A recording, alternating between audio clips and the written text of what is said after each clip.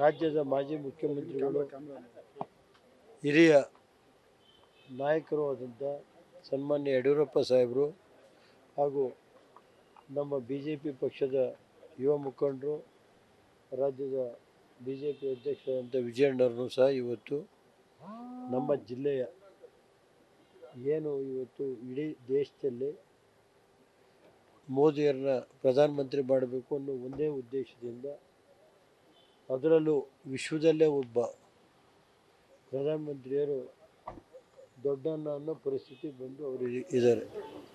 ಈ ಸನ್ನಿವೇಶದಲ್ಲಿ ದೇವೇಗೌಡರು ಮತ್ತು ಯಡಿಯೂರಪ್ಪ ಸಾಹೇಬರಿಬ್ಬರು ಅವ್ರದ್ದೇ ಆದಂಥ ರಾಜ್ಯದಲ್ಲಿ ಒಂದು ಶಕ್ತಿ ಇದೆ.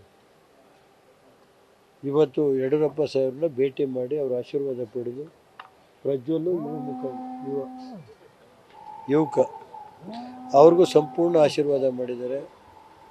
ನಾನೇ ಬರ್ತೀನಪ್ಪ, ಬಂದು ಪೂರ್ತಿ ಎಲ್ಲ ಇದು ಮಾಡಿ ಏನು ಗೆಲ್ಲೋದಕ್ಕೆ ನಾವೆಲ್ಲ ಒಟ್ಟಾಗಿ ಇವತ್ತು ರಾಜ್ಯದಲ್ಲಿ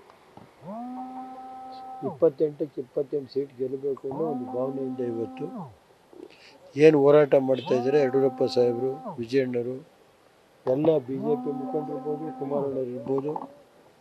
ಕುಮಾರಣ್ಣರು ಇವತ್ತು ಇವತ್ತು ಅವ್ರ ಆಪ್ರೇಷನ್ ಆಗಿದೆ. ಅವರು ನಾಡಿದ್ದು ಬರ್ತಾಯಿದ್ದಾರೆ 25ನೇ ತಾರೀಕು. ಬಂದು ಹಾಸನದಲ್ಲಿ ಒಂದು ಜಂಟಿ ಸಭೆ ಮಾಡಿ ಅವು ಎಲ್ಲರೂ ವಿಶ್ವಾಸಕ್ಕೆ ಇದು ಸಣ್ಣ ಪುಟ್ಟ ಏನೇ ಭಿನ್ನಾಭಿಪ್ರಾಯ ಇದ್ದರೂ ಅದನ್ನೆಲ್ಲ ಮರೆತು ನಾವೆಲ್ಲ ಮೋದಿಯರ ಮತ್ತು ಯಡಿಯೂರಪ್ಪನವರ ನಾಯಕತ್ವಕ್ಕೆ ಯಾವುದೂ ಧಕ್ಕೆ ಬರೆದಂಗೆ ನಾವು ನೋಡ್ತೀವಿ. ಸರ್, ಈಗ ಪ್ರೀತಮ್ ಗೌಡ ಅವರು ಬಹಿರಂಗವಾಗಿ ಅಸಮಾಧಾನ ವ್ಯಕ್ತಪಡಿಸಿದ್ರು. ಜೊತೆಗೆ ಅವರು ಏನು ಕಾಂಗ್ರೆಸ್ ಅಭ್ಯರ್ಥಿ ಪರ ಕ್ಯಾಂಪೇನ್ ಮಾಡ್ತಾ ಇದ್ದಾರೆ ಆರೋಪಗಳು ಕೂಡ ಕೇಳಿ ಬರ್ತಾ ಇದೆ. ಸರ್, ಇದ್ರ ಬಗ್ಗೆ ನೋಡಿ ಸರ್, ಅದ್ರ ಬಗ್ಗೆ ನಾನು ರಿಯಾಕ್ಟ್ ಮಾಡಲ್ಲ. ಯಡಿಯೂರಪ್ಪ ಸಾಹೇಬರಿದ್ದಾರೆ, ವಿಜಯಣ್ಣರಿದ್ದಾರೆ, ಕೂತ್ಕೊಂಡು ಅವರೆಲ್ಲ ಸರಿಪಡಿಸ್ತೀವಿ ಅಂತ ಇದ್ದಾರೆ. ಮೊನ್ನೆ ಕೋರ್ ಕಮಿಟಿ ಸಭೆಯಲ್ಲಿ ಅಸಮಾಧಾನ ಹೊರಹಾಕಿದ್ರೆ, ಯಾಕಂದ್ರೆ JDS ನ ಇಲ್ಲ, ಮತ್ತೆ ಪ್ರಧಾನಿ ಕಾರ್ಯಕ್ರಮ ಕರೆದಿಲ್ಲ, ಎಲ್ಲರನ್ನು ಸಮನ್ವಯ ಸಾಧಿಸ್ಕೊಂಡು ಹೋಗ್ತಿಲ್ಲ ಅಂತ. ಈಗ ಸರ್, ಇನ್ನೂ ಒಟ್ಟಾಗಿ ಈಗ ಸಮನ್ವಯ ಸಮಿತಿಯಲ್ಲಿ ಸೀಟ್ ಅನೌನ್ಸ್ ಮಾಡೋದಿಲ್ಲ. ಸಮನ್ವಯ ಸಮಿತಿ ಕರೆಯೋಕ್ಕಾಗಿ ಇವತ್ತು ಯಡಿಯೂರಪ್ಪ ಸಾಹೇಬ್ರು ವಿಜಯಣ್ಣನ್ನು ಭೇಟಿ ಮಾಡಿದ್ವಿ. ಕೂತು ಮಾತಾಡಿ ಒಟ್ಟು ಜಾಯಿಂಟಾಗಿ ಎಲ್ಲ ಸೇರಿ ಮಾಡೋಣ ಅಂತ ಹೇಳಿ. ಸರ್, ನಿನ್ನೆ DMK ಅವರು ಅವರ ಮ್ಯಾನಿಫೆಸ್ಟೋನಲ್ಲಿ ಹೇಳಿದ್ದಾರೆ, ಮೇಕೆದಾಟು ಅಣೆಕಟ್ಟಕ್ಕೆ ನಾವು ಬಿಡೋದಿಲ್ಲ, ನಾವು ಇಂಡಿಯಾ ಅಲಯನ್ಸ್ ಪವರ್ಗೆ ಬಂದ್ರೆ ಅಂತ. ಈಗ ನೀವೇನು ಹೇಳಿ ಸರ್, ಒಂದು ನಿಮಿಷ ಹೇಳ್ತೀನಿ.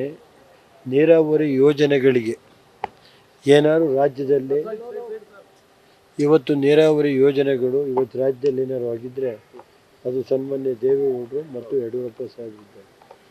ಅದು ಹೆಚ್ಚು ಮುಚ್ಚರ್ಜೆ ಕೊಟ್ಟಂಥ ಏನಾದ್ರು ನಾಯಕರಿದ್ದರೆ ದೇವೇಗೌಡರು 83ರಿಂದ ಅವರು ನೀರಾವರಿ ಮಂತ್ರಿಗಳಾಗಿ ಮತ್ತು ಮುಖ್ಯಮಂತ್ರಿಯಾಗಿ ಪ್ರಧಾನಮಂತ್ರಿಯಾಗಿ ಈ ರಾಜ್ಯಕ್ಕೆ ಅವ್ರದ್ದೇ ಒಂದು ಕೊಡುಗೆ ಇದೆ.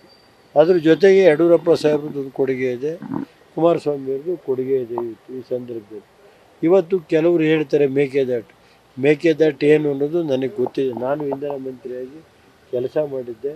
ಅಲ್ಲಿ 500 ಮೆಗಾವಾಟ್ ವಿದ್ಯುತ್ತನ್ನು ಇದು ಮಾಡೋದಕ್ಕೆ ಹಾಕೋದಕ್ಕೆ ನಮ್ಮ KC ರೆಡ್ಡಿ ಅಂತ ಇವತ್ತು ನಮ್ಮ ಕಣ್ಣು ಮುಂದಿಲ್ಲ ಆ ಯೋಜನೆ.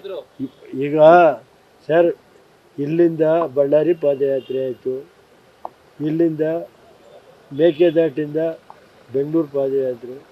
ನಾವೇನು ಬೇಡ ಅಂತ ಇಟ್ಕೊಂಡಿದ್ವಿ ಸರ್. 60 ವರ್ಷ ಅವರೇ ಕಾಂಗ್ರೆಸ್ಸೇ 60 ವರ್ಷ ಅಧಿಕಾರದಲ್ಲಿತ್ತು. ಇಡೀ ರಾಷ್ಟ್ರ ಮಾಡಬೇಡಿ ಅಂತ ಹೇಳಿದ್ವಾ? DMK ಬಂದು ಅವ್ರದೇ ಅಲಯನ್ಸ್ ಸರ್. ಇಂಡಿಯಾ ಅಲಯನ್ಸ್ ಅಲ್ಲಿ ಅವ್ರೇನಾದ್ರು ಪವರ್ ಬಂದ್ರೆ ಸೆಂಟ್ರಲ್ ಗವರ್ಮೆಂಟ್ ಅಲ್ಲಿ ಮೇಕೆದಾಟನ ಅಣೆಕಟ್ಟನ್ನ ಸರ್ ಇವತ್ತು ಅದನ್ನ ಕಾಂಗ್ರೆಸ್ನವರೇ ಹೇಳ್ಬೇಕು. ಕಾಂಗ್ರೆಸ್ನವರು ಯಾವಾಗ ಅನುಕೂಲ ಆಗುತ್ತೆ ಅವತ್ತು ಬಂದು ಇದು ಮಾಡ್ತಾರೆ.